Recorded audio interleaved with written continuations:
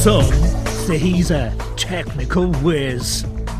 Some say he was born in Cornwall. While some say that he's on a journey. It's The Journey. And here's your host, David Hackett.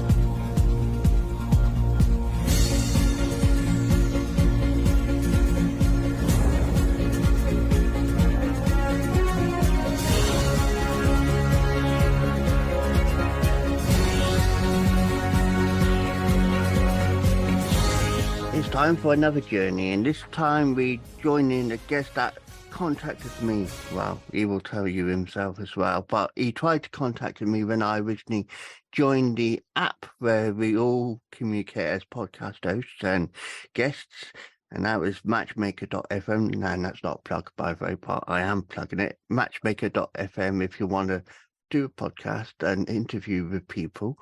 And he is Brenden, and I'll let him say his surname. He's the founder of MasterTalk, which I'm a subscriber on YouTube of.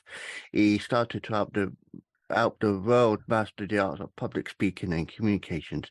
He helps purpose-driven entrepreneurs achieve their milestones in life and master their message. Welcome, Brenden, and I'll let you say your surname because I know I'll screw it up totally. Welcome. You're all good, David. It's Kumarasamy, and it's great to be on. Okay, so I don't know how much you've read about myself, like I've read about you, and even watched on YouTube, but from what I understand, you like promoting self-belief in people. I believe you like helping people by motivating them.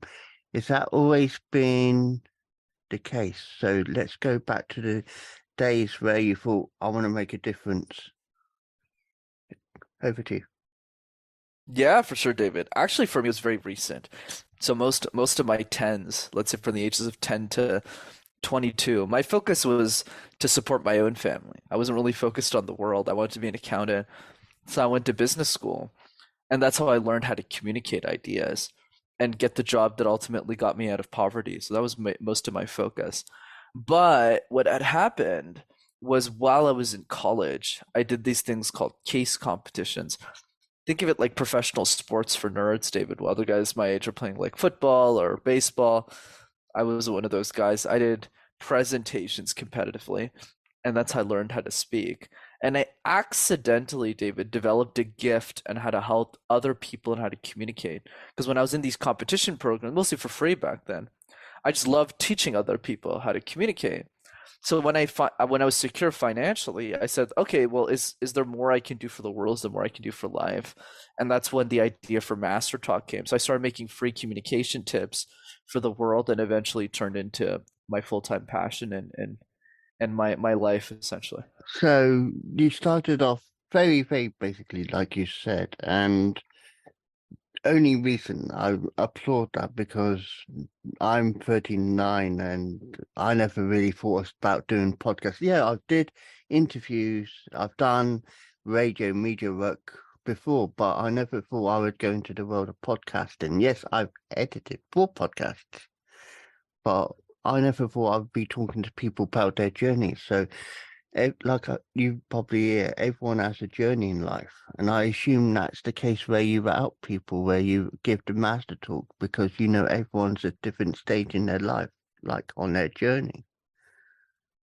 Absolutely, David. I love the way you phrase that. I completely agree.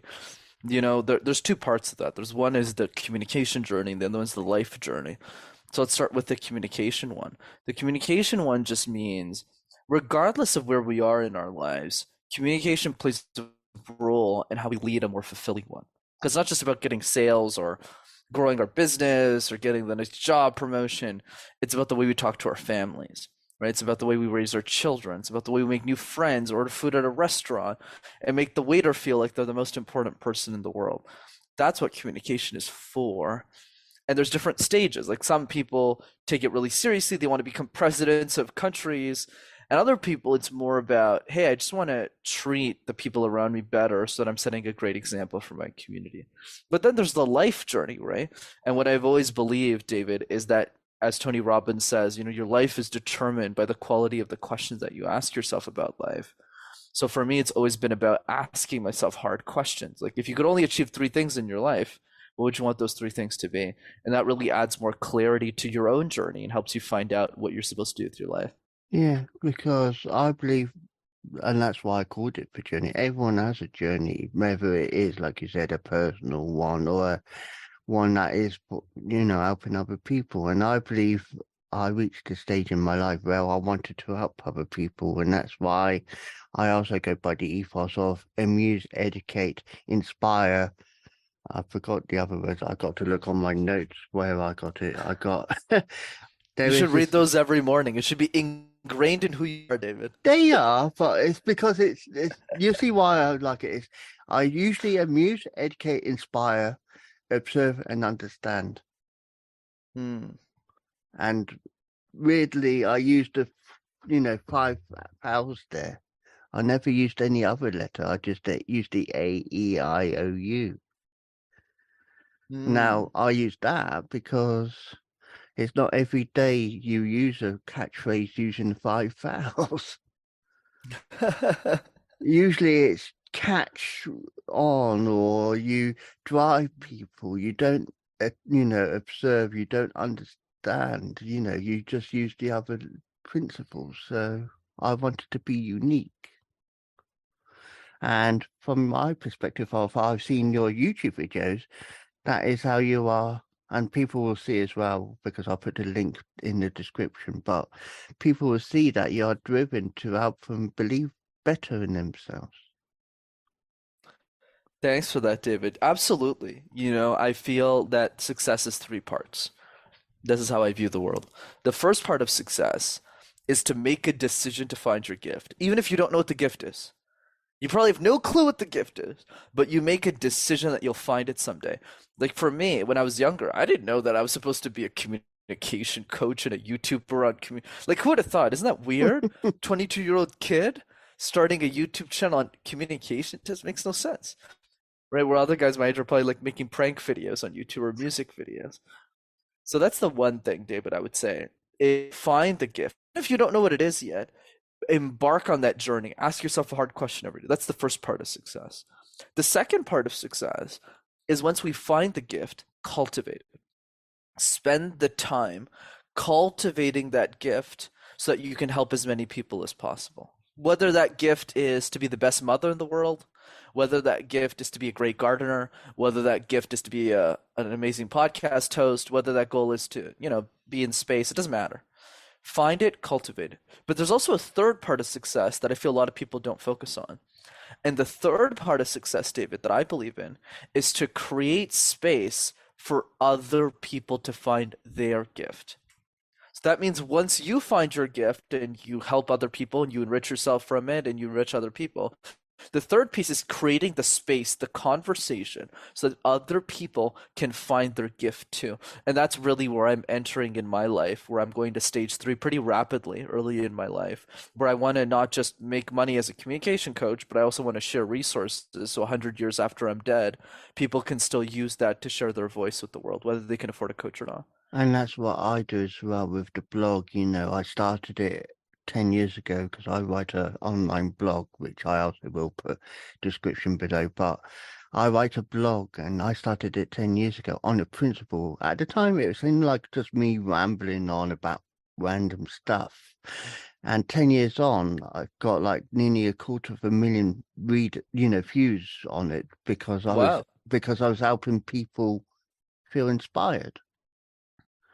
And I believe that people need to be inspired. I feel like people need to be driven. It's like, example, you could know someone who likes artwork.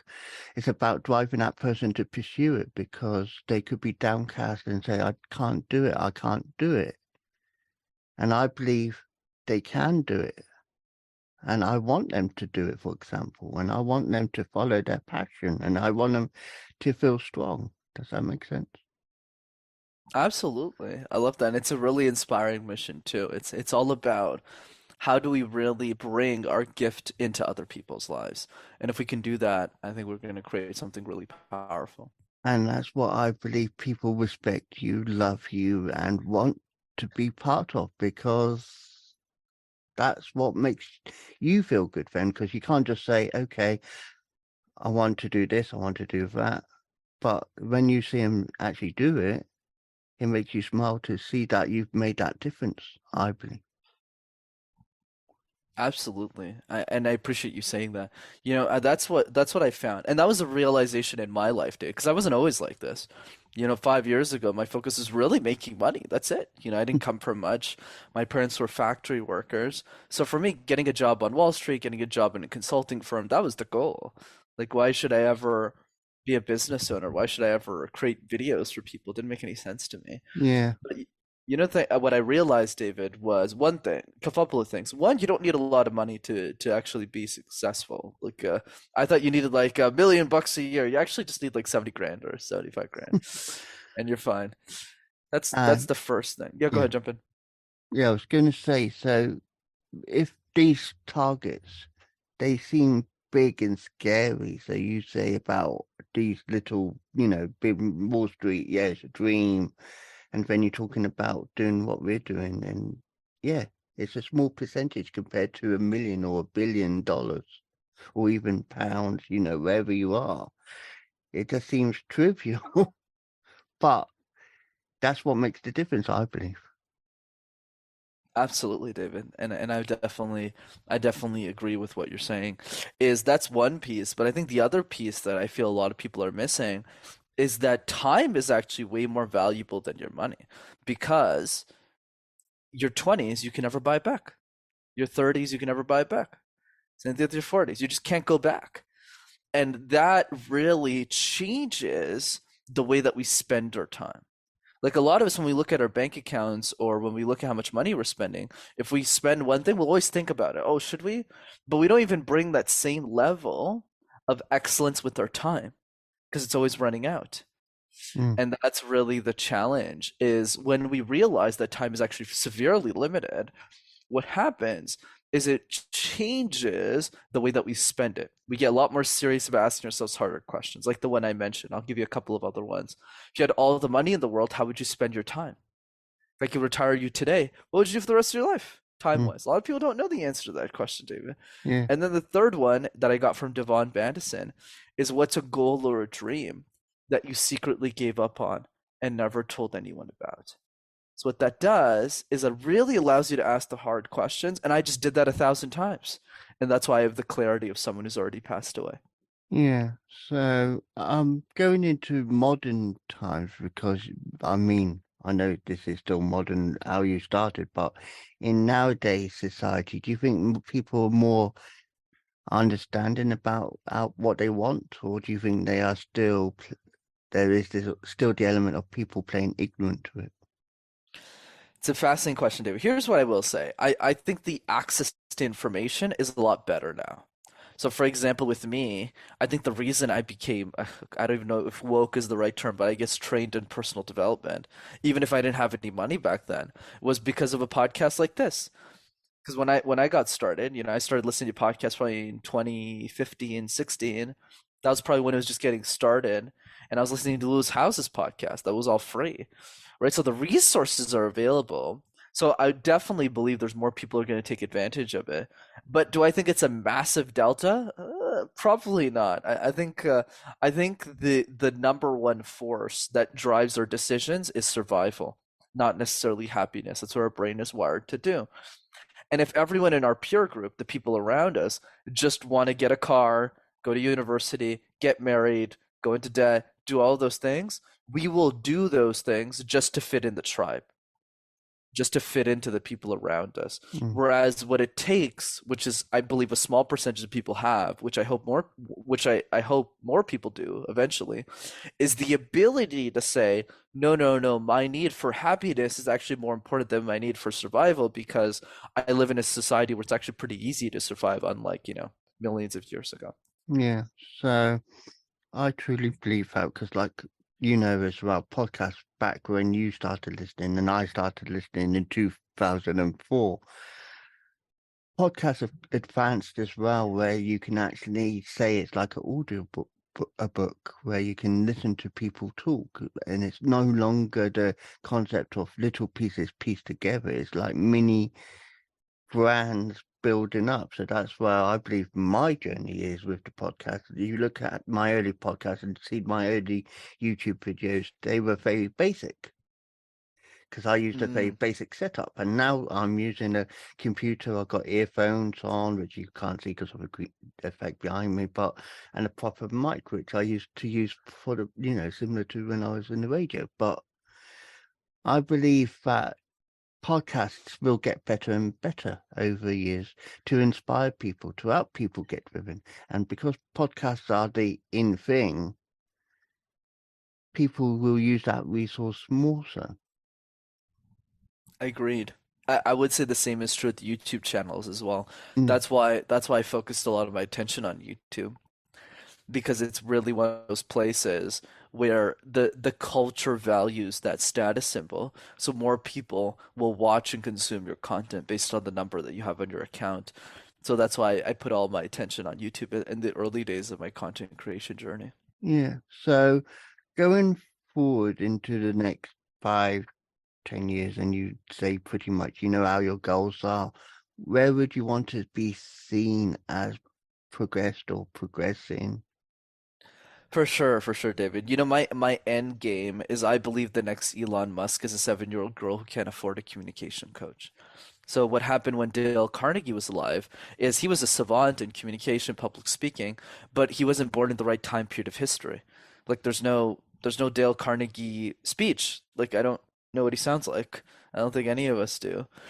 Whereas now I get to live in a world where I have a huge head start in my expertise, and I can create information through a medium where people can actually listen to my voice and hear me speak, so they can get the results that they're looking for in their life. So for me, the ultimate goal is I'll explain it through a story. It was about this TikTok I was watching the other day, and it was about how Taylor Swift won this award called Woman of the Year by a music company called Billboard. And she stands up on that stage, and it's 2014. She looks at the crowd and goes, "Your future Woman of the Year is 11 years old right now. She's in choir, she's learning how to sing, and we need to take care of her." And then what happens is 6 years go by. It's like 2020, David, and Billie Eilish wins Woman of the Year. She's like the youngest person ever to win it. She's like 17 years old. She gets up on that stage, she rambles through the whole thing. "What's up, guys? I don't know how I made it."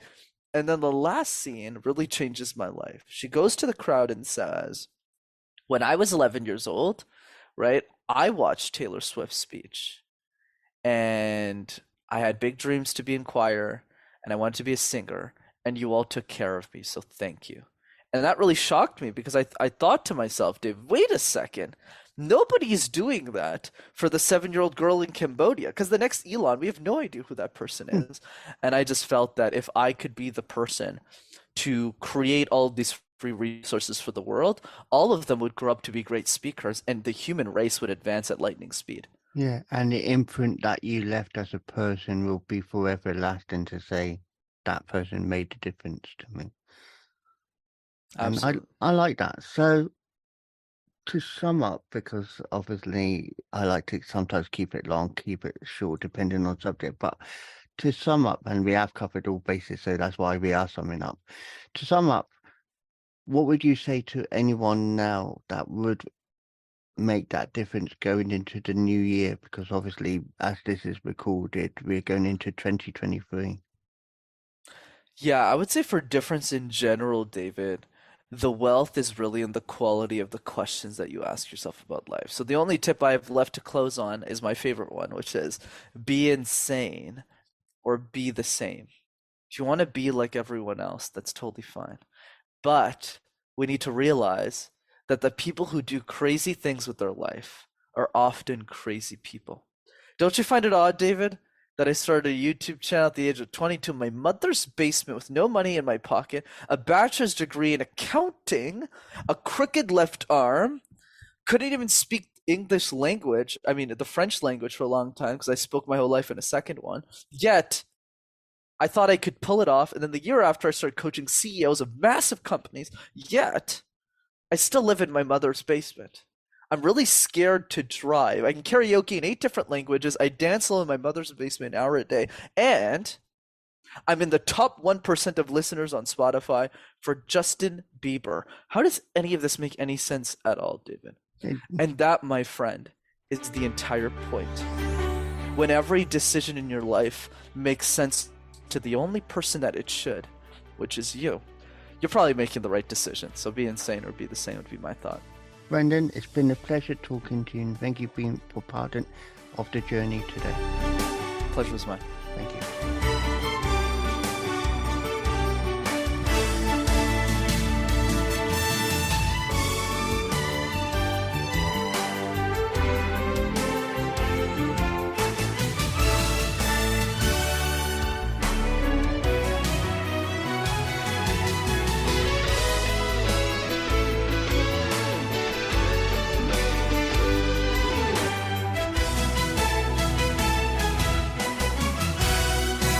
That was The Journey, hosted by Wise Words Imaging, hosted by David Hackett.